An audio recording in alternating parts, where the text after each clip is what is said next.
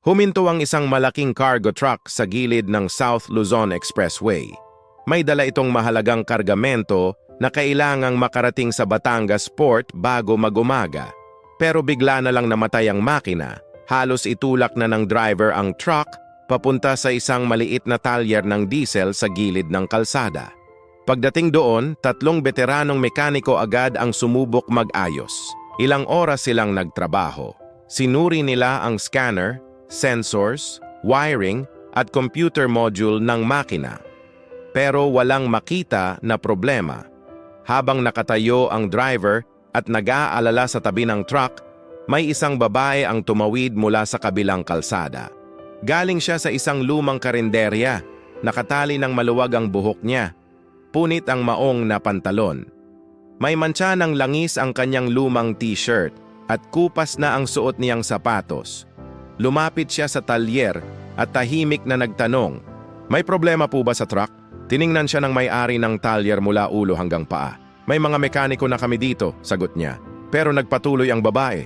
"Pwede po bang sumilip kahit sandali lang?" Biglang nagtawanan ng mga tao sa loob ng talyer. Babae, mag-aayos ng truck, biro ng isa, mas lalo pang lumakas ang tawanan. Pero hindi siya nagalit, tahimik lang siyang nagsalita. "Sir, kaya kong ayusin ang truck ninyo. Ang kapalit lang po na hinihingi ko ay isang plato ng pagkain." Lalong nagtawanan ng lahat. "Talaga? Mekaniko ka?" Pangungutya ng isa, sumagot lang siya ng mahinahon. "Opo, mekaniko po ako." Sa sobrang desperasyon ng driver, nagsalita siya. "Hayaan na ninyo siyang tumingin. Wala naman tayong mawawala." Lumapit ang babae sa truck. Ipinatong niya ang kamay niya sa hood ng makina at pumikit sandali. Pagkatapos ay sinabi niya, "Paandarin ninyo." Pinaikot ng driver ang susi. Umugong ang makina pero hindi pantay ang tunog. "Patayin ninyo," sabi ng babae. Pagkatapos ay sinabi niya, "May sira ang sensor ng electronic fuel injection module. Lumalabas lang ang problema kapag umiinit ang makina, kaya hindi ito nahuhuli ng scanner." Biglang natahimik ang buong talyer. Kinuha niya ang sarili niyang scanner mula sa bag. Pagkalipas ng ilang minuto, nakumpirma ang problema. Maingat niyang inayos ang wiring at gumawa ng bypass. "Subukan ninyo ulit." Pinaandar muli ng driver ang truck. Sa pagkakataong iyon, malakas at maayos na umandar ang makina. Walang nagsalita, tahimik ang lahat. Pagkatapos ay lumingon ang babae sa may-ari ng talyer at sinabi, "Sir, sinabi ninyo kanina na kapag may nakaayos nito, ibibigay ninyo ang lumang truck na nakapark doon." Namula ang mukha ng may-ari. Hindi siya makasagot. Sandaling katahimikan ang lumipas. Pagkatapos ay lumakad ang babae papunta sa isa pang truck sa gilid ng talyer. Binuksan niya ang hood, nakinig sandali at pinalitan ng isang relay at fuse.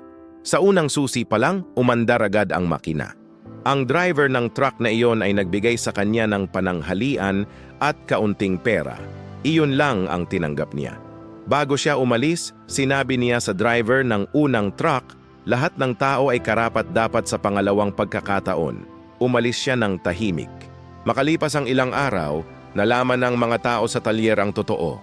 Ang babaeng iyon ay dati palang sikat na racer sa mga truck racing competition sa Pilipinas noong mga nakaraang taon. Maraming beses siyang nanalo sa mga karera. Pero sa isang aksidente sa karera, may isang driver ang namatay. Hindi niya kasalanan iyon, pero hindi niya kinaya ang bigat ng konsensya. Iniwan niya ang karera. Nawala ang kanyang pera, trabaho at reputasyon. Ang natira lang sa kanya ay ang kaalaman niya tungkol sa mga makina. Ngayon, nagtuturo na siya ng automotive mechanics sa isang technical school sa probinsya. Doon niya ginagamit ang natitira niyang talento. Doon niya natagpuan ang kanyang pangalawang pagkakataon. At mula noon, isang aral ang hindi nakalimutan ng driver na iyon. Huwag mong huhusgahan ang isang tao base lamang sa kanyang itsura. Minsan, ang taong mukhang ordinaryo lang ang may dalang pinakamalaking kwento at kakayahan. At ang bawat tao sa mundong ito ay karapat-dapat sa pangalawang pagkakataon. Sa mundong ito, madalas nating hinuhusgahan ang mga tao batay lamang sa kanilang itsura, damit o estado sa buhay. Kapag simple ang pananamit, iniisip agad ng iba na wala itong kakayahan o halaga. Pero ang katotohanan, ang tunay na kakayahan at karunungan ng isang tao ay hindi nakikita sa panlabas na anyo.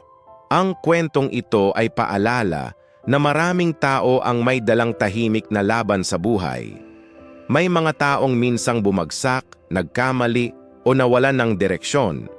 Ngunit hindi ibig sabihin noon ay wala na silang silbi. Minsan, ang mga taong dumaan sa pinakamabigat na pagsubok ang siyang may pinakamalalim na karunungan at lakas ng loob. Ipinapakita rin ng kwento na mahalaga ang pagbibigay ng pangalawang pagkakataon. Dahil sa likod ng pagkakamali o pagkatalo ng isang tao ay maaaring may bagong simula na naghihintay.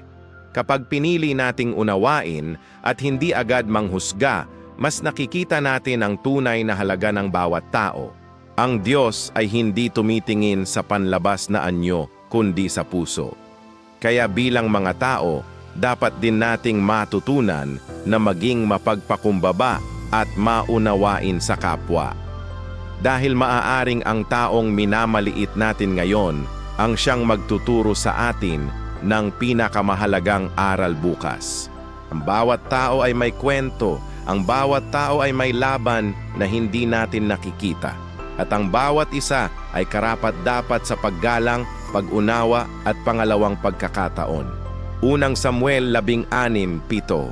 Ngunit sinabi ng Panginoon kay Samuel, "Huwag mong tingnan ang kanyang anyo o ang kanyang tangkad, sapagkat hindi iyon ang batayan ko. Ang tao ay tumitingin sa panlabas na anyo, ngunit ang Panginoon ay tumitingin sa puso." Gusto mo bang makasave sa binibili mo? Bumisita sa Smart Save to Shop. Link nasa comment section.